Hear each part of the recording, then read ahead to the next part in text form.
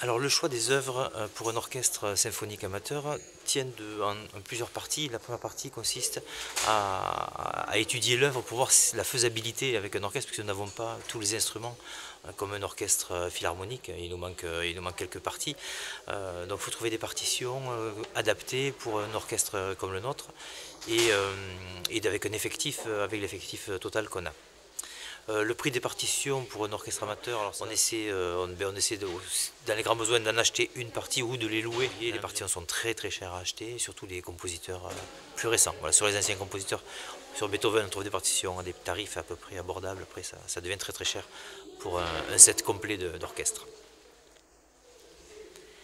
Comment on se prépare à jouer une œuvre?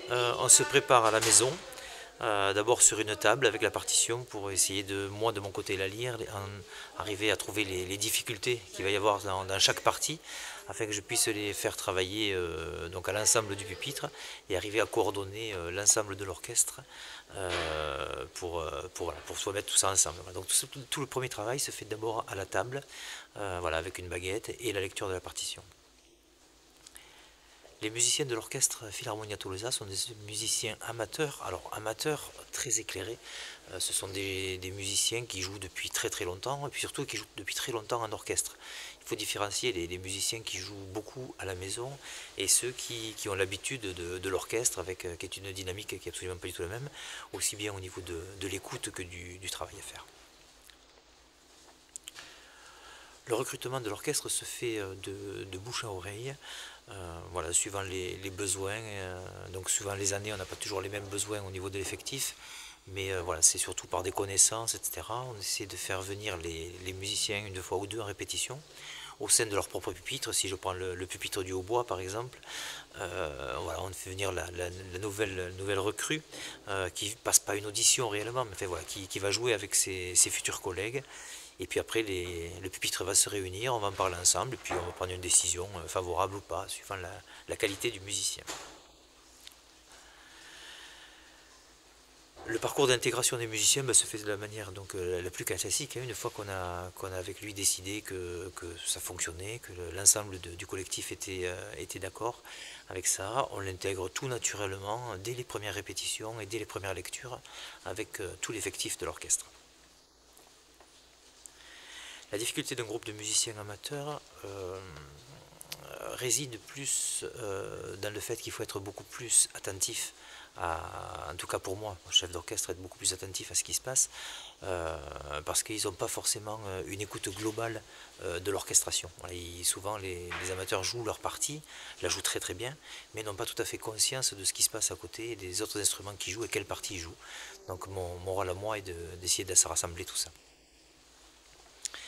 Les gestes du chef d'orchestre alors sont assez classiques, hein. Il y a plusieurs battues qui existent suivant les ouvrages. J'ai une main, donc la main droite souvent qui est là pour battre la mesure, et la main gauche qui sert un petit peu à donner les dynamiques, c'est-à-dire plus fort, moins fort. Voilà, je fais monter le son ou je donne un petit peu plus, si je veux des notes beaucoup plus longues ou des notes beaucoup plus courtes. Voilà, ça c'est plus le travail de la main gauche, tandis que la main droite, elle, se concentre sur la battue et sur le tempo de la musique. Le rôle d'un premier violon, c'est très important. Un premier violon, c'est déjà un soliste, donc c'est un musicien qui est capable de jouer sa partie tout seul, mais au-delà de ça, c'est quelqu'un qui va fédérer un peu l'ensemble de l'orchestre. C'est un petit peu un VRP de la musique et aussi un conciliateur en cas voilà, de difficulté entre un chef et ses musiciens. C'est le premier violon qui va intervenir, qui va travailler. C'est aussi lui qui va donner les coups d'archet sur l'ensemble des cordes, ou en tout cas beaucoup plus sur ça, c'est sur les premiers et seconds violons, et les altos très souvent. Donc c'est un rôle très très important. Comment on se fait connaître? On essaie de faire de la publicité par internet, alors par les réseaux sociaux bien sûr, Facebook, Instagram, peut-être TikTok un jour, mais voilà, et puis par les concerts qu'on fait dans la ville de Toulouse, en essayant de toujours parler un petit peu du recrutement. Les besoins actuels sont des besoins d'instruments à vent surtout, des corps, des trompettes, des trombones.